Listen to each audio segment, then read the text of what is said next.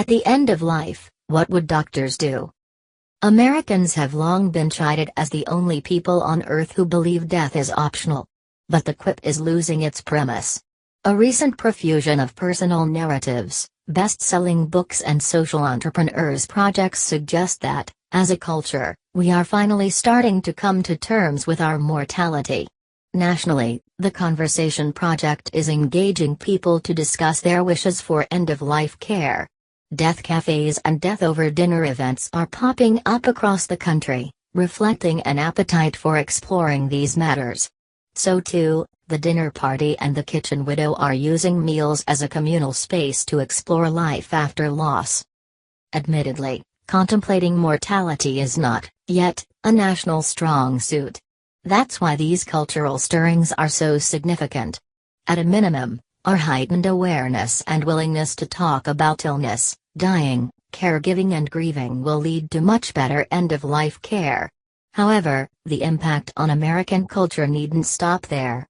Like individuals who grow wiser with age, collectively, in turning toward death, we stand to learn a lot about living. Doctors can be valuable guides in this process. In matters of illness, people are fascinated by the question, what would doctors do? Consider the social phenomenon of Dr. Ken Murray's online essay, How Doctors Die. Dr. Murray wrote that doctors he knew tended to die differently than most people, often eschewing the same late-stage treatments they prescribed for patients. The article went viral, being read by millions, and reprinted in multiple languages in magazines, newspapers and websites across the globe. Dr. Murray's observation even engendered studies of doctors' preferences for care near the end of life. So far, results are mixed. In a Stanford study, 88% of responding physicians said they would avoid invasive procedures and life-prolonging machines.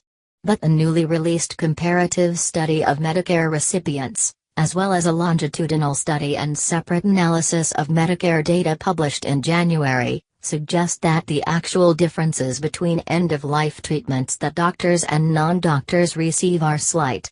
Perhaps like nearly everyone else, when life is fleeting, physicians find it difficult to follow their previous wishes to avoid aggressive life-prolonging treatments.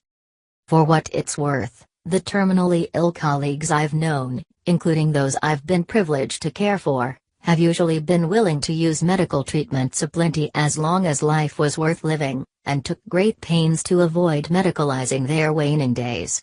In any event, the public's interest in the medical treatments that doctors choose must not be allowed to reinforce our culture's tendency to see dying solely through medical lenses. More to the point is the question, how do dying doctors live?